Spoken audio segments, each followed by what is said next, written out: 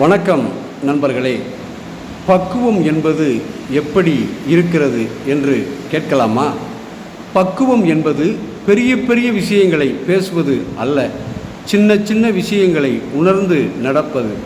பக்குவம் என்பது பூக்களை மட்டும் பாராட்டாமல் அடியில் அழுக்காகி வேலை செய்யும் வேர்களையும் நேசிப்பதாகும். பக்குவம் என்பது கடல் எவ்வளவுதான் பெரியதாக இருந்தாலும் அதன் மீது விழும் குப்பையை அந்த கடலால் தீர்க்கவோ முடியாது.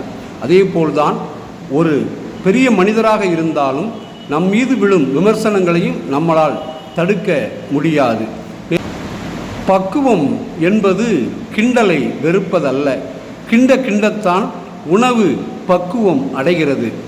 நம்மை கிண்டல் செய்கிறவர்கள் நமக்கு சம்பளம் வாங்காத வேலைக்காரர்கள்.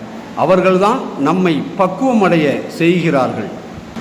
பக்குவம் என்பது அடுத்தவர்களின் நம்பிக்கை மற்றும் கொள்கையை வெறுப்பதல்ல, அவைகளை சகித்து கொண்டு அன்போடு அவர்களையும் நேசிப்பதாகும். வணக்கம் நண்பர்களே.